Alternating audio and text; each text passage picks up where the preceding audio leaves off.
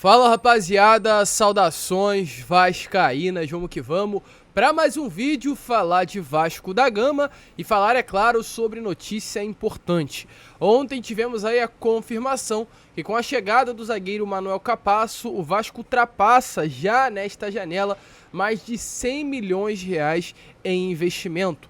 E além disso, também tivemos a confirmação após uma reunião na CBF que agora a lista de estrangeiros que podem ser relacionados para uma partida aumenta de 5 para 7. E é exatamente sobre esses dois assuntos que iremos falar neste Fala Gigante. Dois assuntos que são muito importantes. O primeiro, sobre investimento no Vasco. O segundo, sobre o aumento nessa lista de estrangeiros por partida.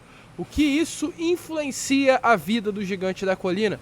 Relaxa que a gente vai falar tudo o que está acontecendo para vocês aqui neste vídeo. Porém, é claro, antes de começar, como eu sempre faço aqui no canal do Gigante Vasco, quero dar as boas-vindas a todos vocês que estão chegando ao nosso canal pela primeira vez. Seja muito bem-vindo, este daqui é o canal do Gigante, o canal do torcedor vascaíno. E é claro, se você ainda não é inscrito no nosso canal, aqui embaixo venha se inscrever para ajudar o nosso crescimento. Queremos muito mesmo chegar aí, ainda hoje, a marca dos 86.500 inscritos. Falta pouquinho e precisamos da sua ajuda. Então larga o dedo aí nessa palavrinha onde está escrito inscrever-se. Só deixa eu ajeitar aqui a câmera porque ela está caindo. Pronto.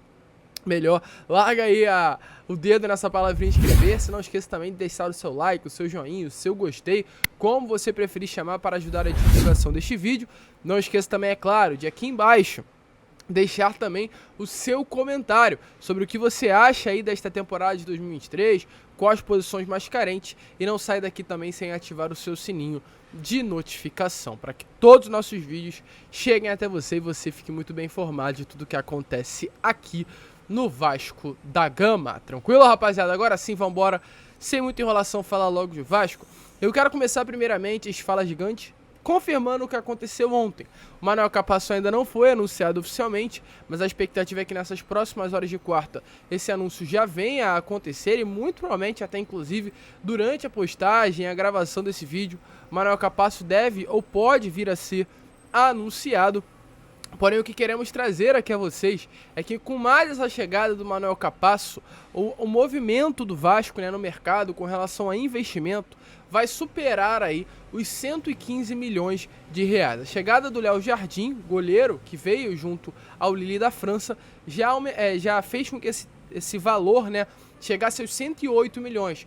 Com a chegada do Manuel Capasso, que foi uma compra avaliada em mais ou menos 7 milhões e 700 mil reais, esse valor aumenta para 115 milhões de reais. Ou seja, o investimento nessa janela de fato muito alto. O investimento até, na minha opinião, muito além daquilo que o torcedor vascaíno esperava que fosse acontecer nesta janela de transferências. E para vocês terem aí uma noção de fato do que aconteceu, foram 10 milhões de reais e 10 milhões e 400 mil à vista pelo Pedro Raul, 16 milhões de reais pelo Léo Pelé em 3 parcelas, foram 16 milhões e meio de reais também em parcelas pelo lateral esquerdo Lucas Piton.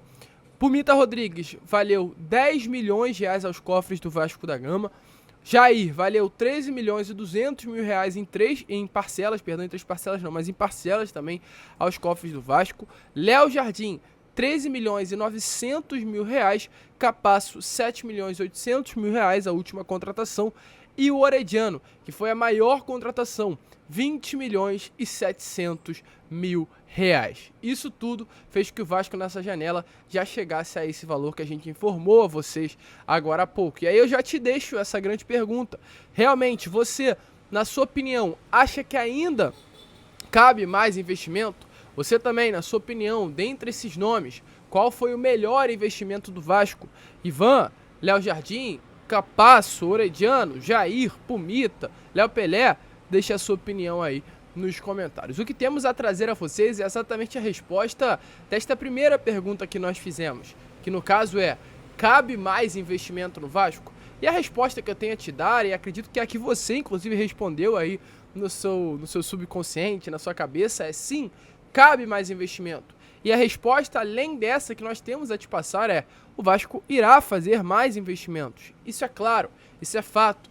Volto a repetir o que eu venho falando muito nos meus vídeos há muito tempo atrás. É por isso que eu sempre falo, sigam o nosso canal, fiquem de olho nos vídeos, para que vocês não percam nada. Duas informações são importantes para que a gente possa ter embasamento para desenvolver esse pensamento com vocês agora.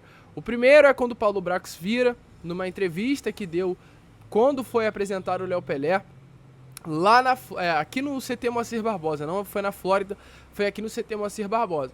Na entrevista ele diz: nós teremos o elenco do Vasco fechado de 80% a 90% até o mês de abril. O mês de abril que ele fala é pois no dia 4 a janela de transferências irá se fechar. Ou seja, o prazo para que o Vasco consiga fazer movimentações no mercado se fecha. E o objetivo do Paulo Brax é que até o dia 4 de abril, de fato, o elenco do Vasco vem estar fechado de 80% a 90%. Não apenas com relação a chegadas, a compras, a investimentos, a contratações, mas também com relação a saídas. Não à toa o Matheus Barbosa já saiu, não à toa o Eric já saiu, não à toa o Zé Santos já saiu.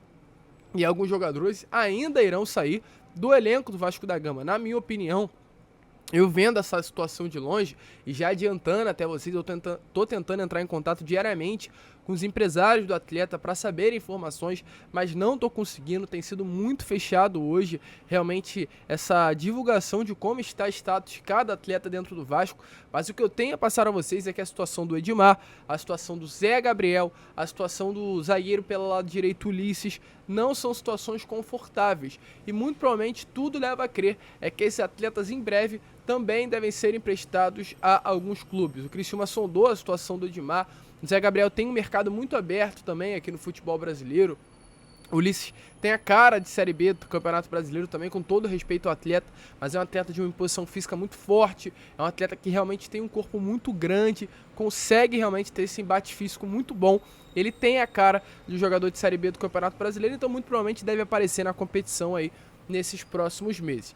A situação é essa: o Vasco vai fechar o seu elenco, mas é claro, se vão acontecer saídas, chegadas também irão acontecer. E sobre essas chegadas, o Paulo Brax também deixou muito bem claro na entrevista do Jair, quando foi apresentar o Jair, aí sim na Flórida, momentos antes de dar a palavra ao Jair, dar a voz ao novo jogador do Vasco da Gama participar da entrevista coletiva. O Paulo Brax virou durante ali a coletiva e disse: o Vasco vai lutar por coisas altas, e para coisas altas precisa de jogadores de níveis altos. Ou seja, são esses atletas que o Vasco vai trazer, jogadores de níveis altos.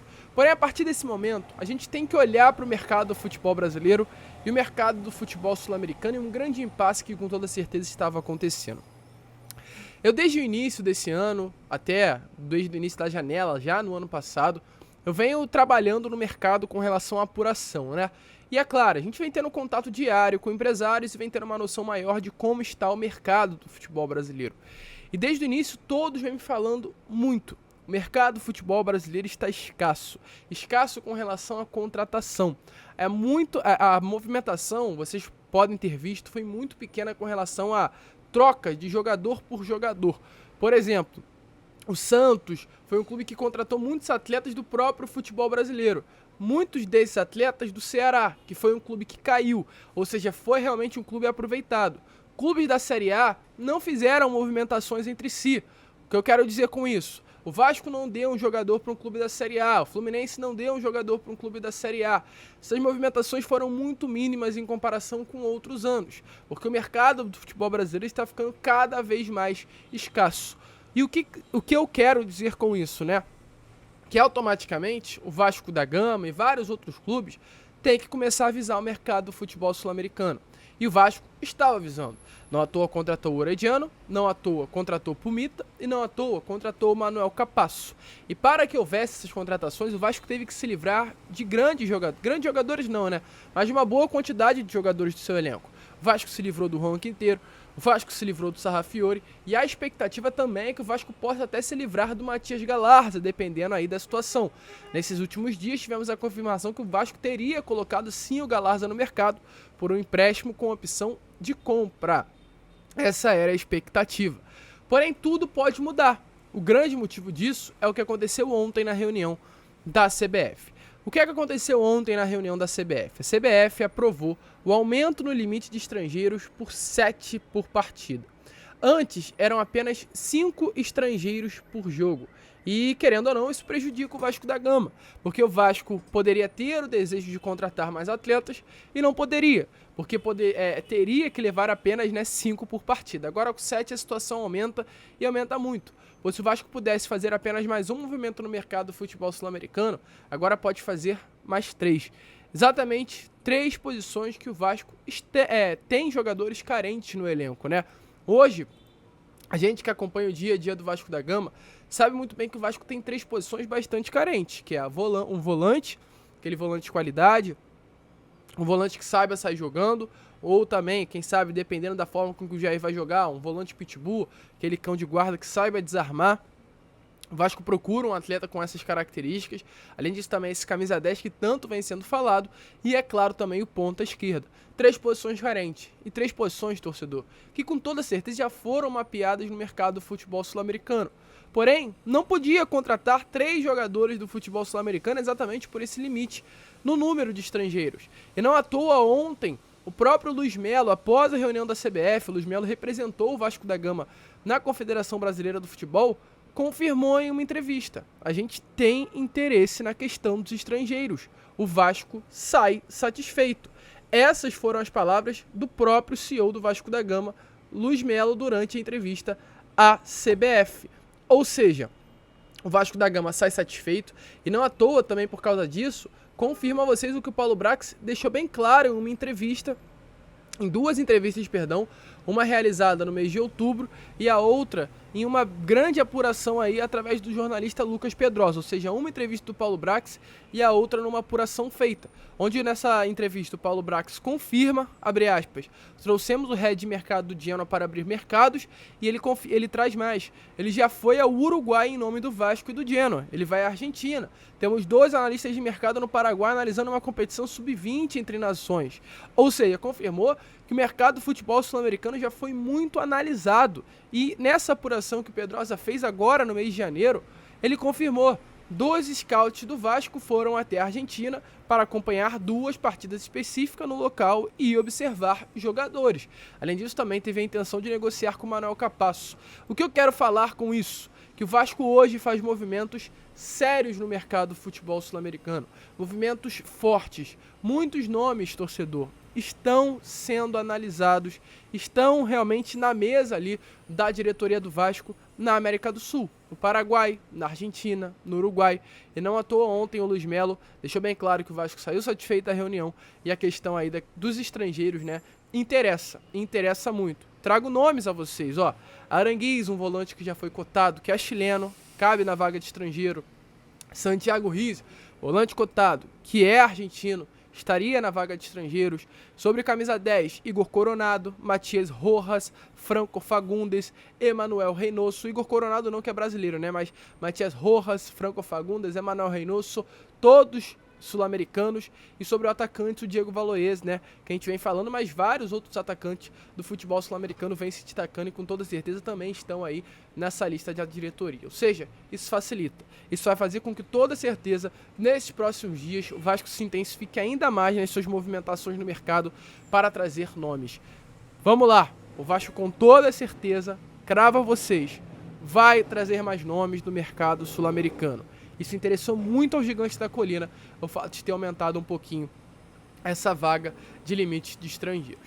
Fiz esse vídeo para explicar a vocês o quão era importante isso e deixar bem claro que o investimento hoje já supera, né, a casa dos 100 milhões de reais e a expectativa é que ele aumente ainda mais nesses próximos meses. A gente fica por aqui, este foi o Fala Gigante, o segundo vídeo do dia. Retornaremos, é claro, com Boa Noite Gigante e contamos aí com o apoio e com a presença de todos vocês. Vamos que vamos, fiquem com Deus e, como eu sempre falo aqui, saudações vascaína.